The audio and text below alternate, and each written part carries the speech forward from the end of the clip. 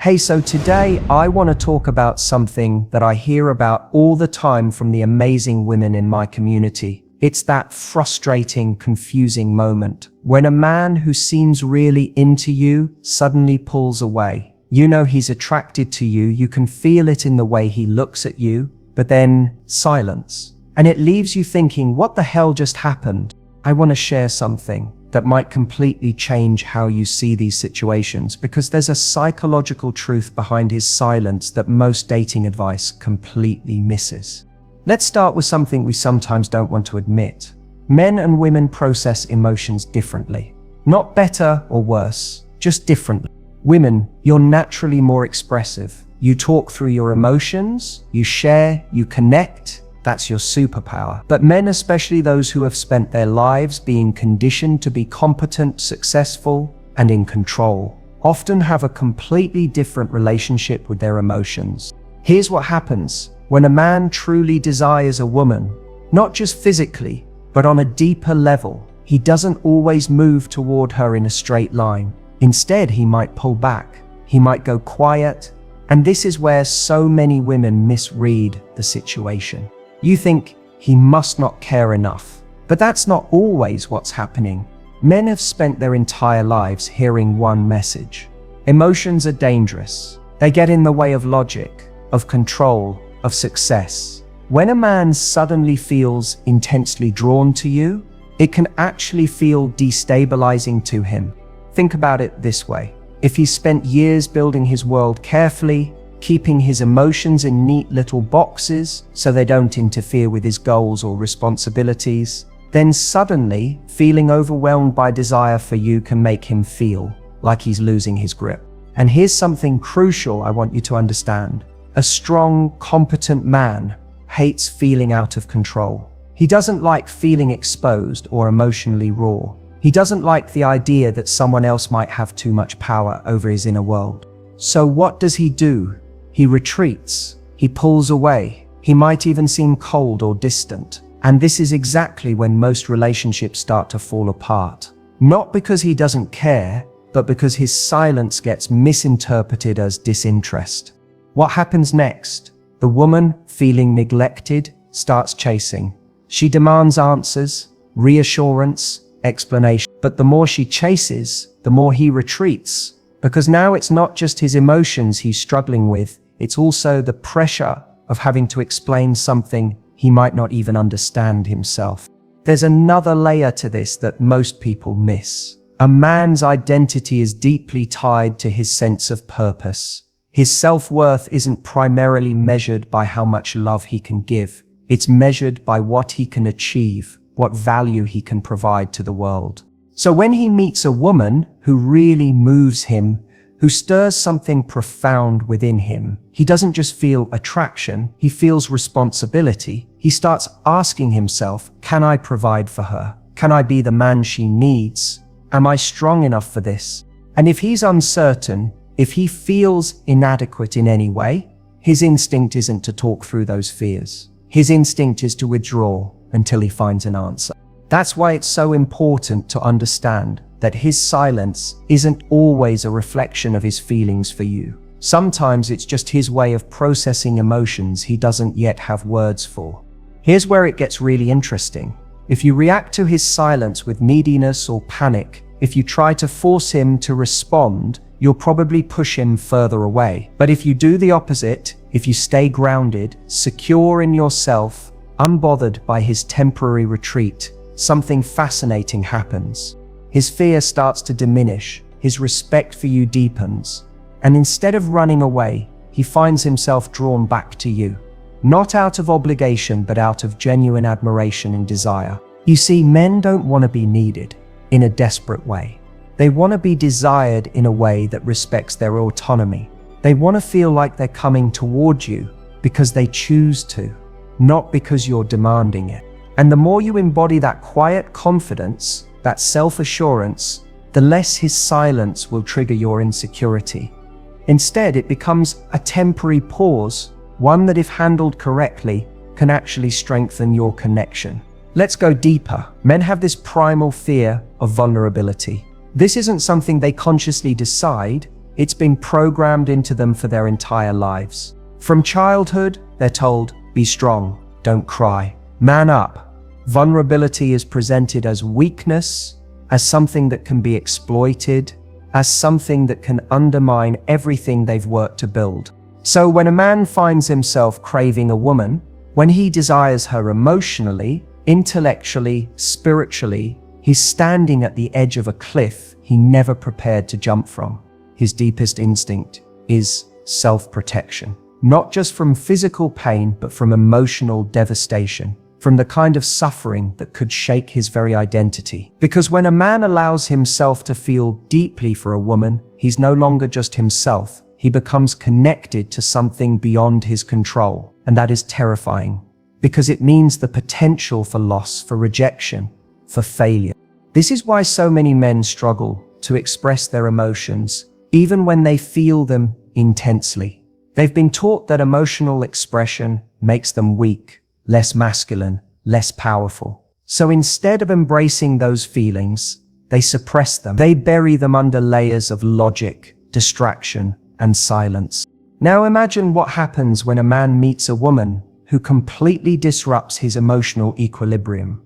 Someone who isn't just another casual attraction, but someone who ignites something real and profound. He wants her, he craves her, but simultaneously he resists. Not because he doesn't care, but because he cares too much. He knows that if he fully surrenders to these feelings, he's opening himself to a level of vulnerability he may not be prepared for. So he hesitates, he pulls back, he goes silent, not because he wants to, but because he doesn't know what else to do. This is where desire and fear collide in a man's mind. The more he craves you, the more he fears losing himself in that craving. The more he wants to be close, the more he fights against the part of himself that warns him closeness is dangerous. And this internal battle leads to exactly the behavior that confuses women most. His hesitation, his withdrawal, his silence. You interpret it as indifference, but in reality, it's self-preservation, a desperate attempt to reconcile his longing with his fear. Here's the thing, most men won't even recognize this as fear. They won't admit, I'm afraid of vulnerability. Instead, they'll rationalize it. They'll tell themselves they're too busy. They need space to think. They're not ready for commitment. They'll create logical explanations to avoid confronting the real issue. That deep down, they don't know how to be vulnerable without feeling like they're surrendering something essential to their identity. But this fear isn't just about emotional exposure, it's also about responsibility. When a man truly falls for a woman, when he sees her as someone he wants to build a life with, he feels immense pressure. He doesn't just want to be with her, he wants to be worthy of her. He wants to be strong enough, capable enough, successful enough. And if he doubts himself, if he feels even slightly insecure about measuring up to the man she deserves, that fear will appear as distance, as silence, as avoidance. A man would rather pull away than risk being seen as inadequate. He'd rather retreat than let a woman witness his uncertainty, because ultimately he doesn't want to disappoint her. There's something fascinating about human psychology when it comes to relationships. People assume that if someone wants something, they'll move toward it. They'll chase it and claim it. But that's not always how it works. Sometimes the more a person wants something, the more they resist it, the more they crave closeness, the more they create distance. When a man is deeply drawn to a woman in a way that unsettles him, he may instinctively pull back. He may go silent. He may create space, not because he doesn't want her, but because he wants her so much that it forces him into uncertainty. Here's what most people fail to understand. His retreat is not always rejection. Sometimes it's a test, a subconscious one, not necessarily intentional, but deeply ingrained in human behavior. When a man starts to feel something profound, something that challenges his independence, his first reaction might not be to lean in, it might be to step back to see what happens, to see how you react. And this is where things get tricky. If he pulls away and you immediately panic, if you start chasing demanding answers, trying to close the gap he's created, then something shifts in his mind. He's no longer feeling the natural longing that comes with distance. Instead, he starts feeling pressure, and pressure kills attraction faster than almost anything else. Men don't respond well to pressure in relationships. They don't want to feel trapped, obligated, or controlled. They want to feel like they're choosing to be there, that their presence is voluntary, driven by genuine desire, rather than expectation. So when a man creates distance, even unconsciously, and you react with desperation or fear, he registers that as a loss of balance. The dynamic changes, the attraction fades. But if the opposite happens, if he pulls away and you remain steady, if you continue living your life as if nothing has fundamentally changed, if you maintain your confidence and don't chase, then something entirely different happens. He starts to feel the weight of that distance. He starts to wonder why you aren't reacting the way he expected. And that curiosity, that realization that you're not dependent on his presence, reignites the very attraction that made him want you in the first place. This is rooted in psychology. We desire what feels slightly out of reach. The moment something becomes too available, too easy, we take it for granted. It's not a conscious decision, it's just how the brain works. We value things that require effort. People respect what they have to earn and dismiss what is freely given. A man who is truly drawn to you doesn't want you to crumble the moment he steps back. He doesn't want you to fall apart, to beg for his attention, to make your happiness contingent on his every move. That isn't attractive. That isn't inspiring. What pulls him in, what makes him come back stronger, more certain, more committed, is realizing that you are whole with or without him, that you want him but you don't need him. This is where most people get it wrong.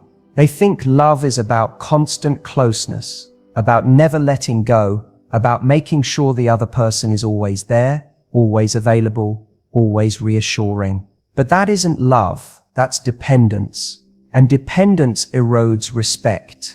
What truly builds a powerful relationship is knowing when to allow space, understanding that attraction thrives in the absence of pressure, that desire is fueled by mystery, by the ability to choose, by the realization that the other person is not an extension of you, but an individual with their own life, their own passions, their own sense of self. If you want to keep someone's desire alive, you cannot suffocate it, you cannot demand it, chase it, or force it.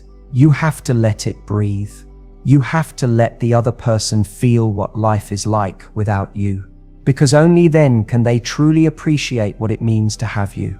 And this is what a man is doing, even if he doesn't fully realize it. When he creates distance, he is feeling the weight of his emotions and trying to regain control. He is seeing what happens when he steps back, testing whether the pull is still there, whether the attraction is strong enough to bring him back naturally, rather than through obligation.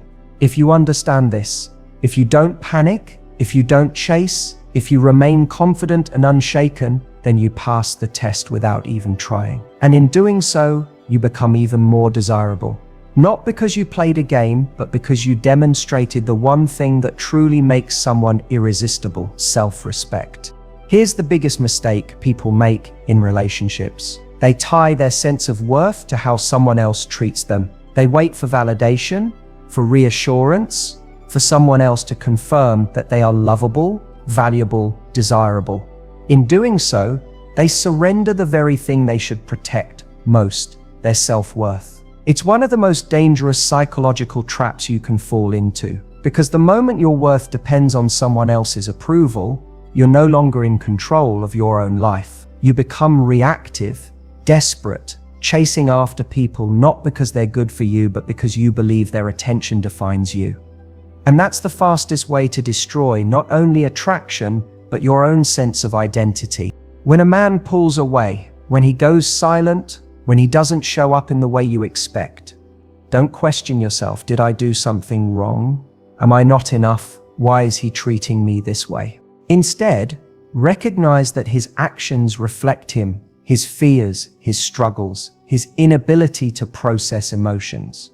It's not about you, Your worth is not something that another person decides.